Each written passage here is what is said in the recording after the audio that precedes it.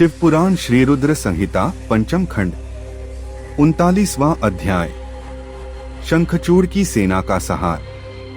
व्यास जी बोले, हे ब्रह्मापुत्र सनत कुमार जी, जब देवी भद्रकाली द्वारा युद्ध में घायल होकर शंखचूड़ पुनः अपने रथ पर जाकर बैठ गया, तब क्या हुआ? भगवान शिव ने जो उस युद्ध में असुरराज शंखचूड़ का वध करने के लिए ही आए थे, क्या किया? कृपा कर मुझे इस कथा को सविस्तार सुनाइए।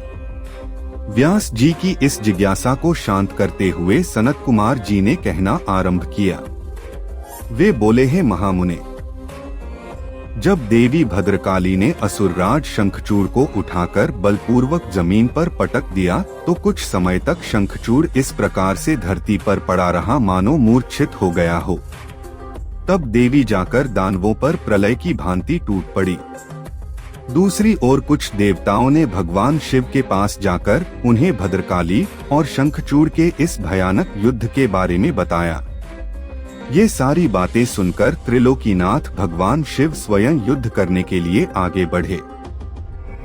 जब कल्याणकारी सर्वेश्वर देवाधिदेव भगवान शिव अपने वाहन नंदीश्वर पर चढ़कर आरूढ़ होकर युद्ध स्थल में पधारे तो उन्हें देखकर असुरराज शंखचूड़ ने उनका अभिवादन किया। तत्पश्चात शंखचूड़ अपने विमान पर चढ़ गया और भगवान शिव से युद्ध करने की तैयारी करने लगा। उसने अपना रक्षा कवच पहना और युद्ध करने के लिए अपने हाथ में धनुष बाण उठा लिया। वह पूरे उत्साह के साथ भगवान शिव पर दिव्यास्त्रों का प्रहार कर रहा था। इस प्रकार त्रिलोकीनाथ भगवान शिव और असुरराज शंखचूड़ का भयानक युद्ध 100 वर्षों तक निरंतर चलता रहा। महावीर और पराक्रमी शंखचूड़ ने अनेक शक्तिशाली बाणों और असंख्य मायावी अस्त्र शस्त्रों का प्रयोग शिवजी पर किया, परंतु परमेश्वर शिव ने उन सबको पल भर में काट दिया। भगवान शिव ने क्रोधित होकर उस पर पुनः प्रहार किया। यह देखकर शंखचूड़ ने चतुराई से काम लेते हुए मन में सोचा कि यदि मैं भगवान शिव के वाहन को ही नुकसान पहुंचा दूं तो वे पल भर में ही जमीन पर आ गिरेंगे और इस प्रकार मैं उन पर झपटकर उन्हें अपने वश में कर लूंगा।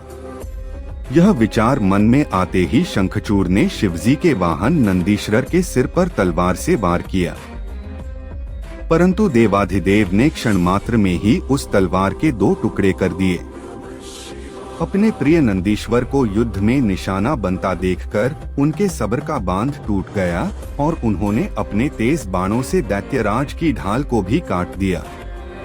जब तलवार और ढाल दोनों ही खराब हो गई, तब शंखचूड़ ने अपनी गदा से युद्ध लड़ना आरंभ कर दिया, परंतु गदा का भी हाल वही हुआ जो तलवार और ढाल का हुआ था। तभी देवी भद्रकाली वहां पहुंचकर राक्षसों को मारने काटने लगी। देखते ही देखते उन्होंने अनेकों वीर दैत्यों का संहार कर दिया। कई का रक्त चूस लिया और बहुतों को अपने मुख में डालकर जिंदा ही निगल लिया।